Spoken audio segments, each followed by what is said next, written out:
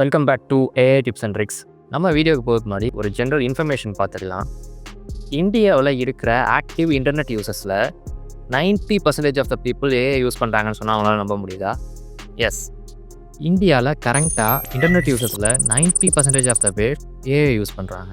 அந்த 90% of the AI யூசர்ஸில் 60% பேர் business பர்பஸ்க்காக யூஸ் பண்ணுறாங்க. அதாவது பிஸ்னஸ் பீப்புள்ஸும் ஆண்டர்ப்ரனர்ஸும் அவங்க பிஸ்னஸ்க்காக ஏஐ யூஸ் பண்ணுறாங்க. இது இன்னும் 12லேருந்து 18 மாதத்துக்குள்ளே 90% வர போகும்னு ரிசர்ச்சில் சொல்லப்படுது. ஆமாங்க, ஃபேக்ட் அதான். பிஃபோர் ஒரு 2023-21 பார்த்தீங்க அப்படின்னா ஒரு பிராண்டுக்கான ப்ராடக்ட் ஃபோட்டோஷூட் ஒரு கேமராமேனை ஹையர் பண்ணி ஒரு டீம் ஹையர் பண்ணி எடுத்துகிட்டு இருந்தாங்க. இப்போது அந்த ஜெமினி வந்த பிறகு பார்த்தீங்க அப்படின்னா அவங்க ஃபோன்லேயே எடுத்து ஜெமினியில் நல்ல ஒரு டிசைன்ஸை க்ரியேட் பண்ணிக்கிறாங்க. இதுதான் ரியாலிட்டி. இதை மாதிரி இப்போ இந்த 2023லேருந்து 25க்குள்ளே 60% of the business peoples AI use பண்ணி அவங்களுக்கான பிஸ்னஸை ப்ரொமோட் பண்ண ஆரம்பிச்சிட்டாங்க. ஸோ நம்ம கிளைண்ட்டுக்கு பண்ணி கொடுத்த ஒரு சில ஏஐ டிப்ஸ் அண்ட் ட்ரிக்ஸை பற்றி தான் பார்க்க போகிறோம். நீங்கள் ஒரு பிஸ்னஸ் ஓனராக இருந்தீங்க, அதுவும் பர்டிகுலராக நீங்கள் டெக்ஸ்டைல் பிஸ்னஸ் பண்ணிகிட்டு இருக்கீங்க அப்படின்னா கண்டிப்பாக இந்த வீடியோ உங்களுக்கு ஹெல்ப்ஃபுல்லாக இருக்கும். வாங்க வீடியோக்குள்ளே போகலாம்.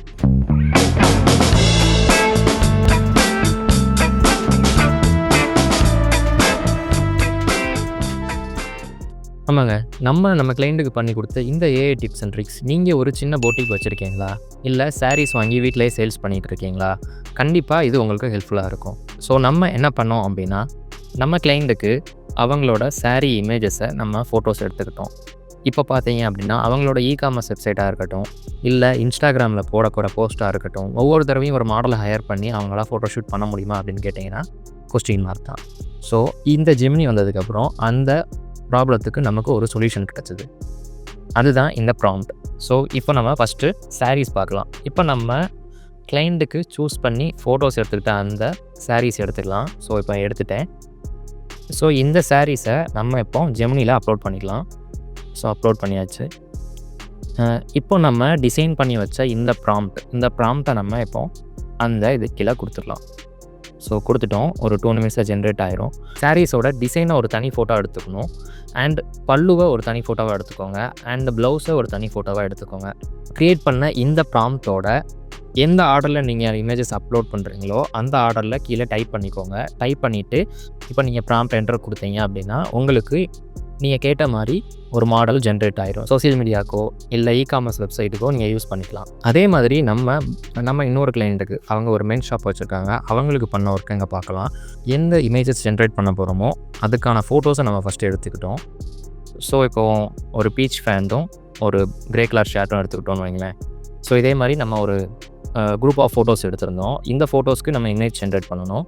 ஸோ அதுக்கு ஒரு ப்ராம்ப்ட் டிசைன் வரணும். ப்ராம்ப்ட் டிசைன் பண்ணியாச்சு. நம்மக்கிட்ட இப்போ ஃபோட்டோஸும் இருக்குது. ஃபஸ்ட் நம்ம ஃபோட்டோஸ் அப்லோட் பண்ணிக்கலாம். ஜெமினியில் அப்லோட் பண்ணியாச்சு. நம்ம டிசைன் பண்ண இந்த ப்ராம்ப்டை இப்போ இங்கே கொடுத்துக்கலாம். கொடுத்துட்டு இப்போ நம்ம ஜென்ரேட் பண்ண போகிறோம். ஸோ நீங்கள் கேட்ட மாதிரியான இமேஜ் இப்போ நமக்கு கிடச்சிருச்சு. இதே மாதிரி இந்த இமேஜை நீங்கள் உங்கள் சோசியல் மீடியாக்கோ இல்லை இ-காமர்ஸ் வெப்சைட்டுக்கோ நீங்கள் யூஸ் பண்ணிக்கலாம். இந்த ப்ராம்ப்ட் உங்களுக்கு வேணும்னா நம்ம சேனலை சப்ஸ்கிரைப் பண்ணிவிட்டு கமெண்டில் டிஎஸ்எஸ்ன்னு கமெண்ட் பண்ணுங்கள். நான் உங்களுக்கு இந்த ப்ராம்ப்டை டிஎம் பண்ணுறேன். நீங்களும் யூஸ் பண்ணி பாருங்கள், எப்படி உங்கள் இமேஜஸ் ஜென்ரேட் ஆச்சு அப்படிங்கிறத நீங்கள் சொல்லுங்கள். அப்புறம் ஒரு முக்கியமான விஷயம் சொல்ல மறந்துட்டேன். நம்ம ஒன்ஸ் ஜென்ரேட் பண்ண இந்த ப்ராம்ப்டை வச்சு நம்ம எல்லா தடவையும் க்ரியேட் பண்ண முடியுமான்னு கேட்டிங்கன்னா அது கொஸ்டின் மார்க் தான்.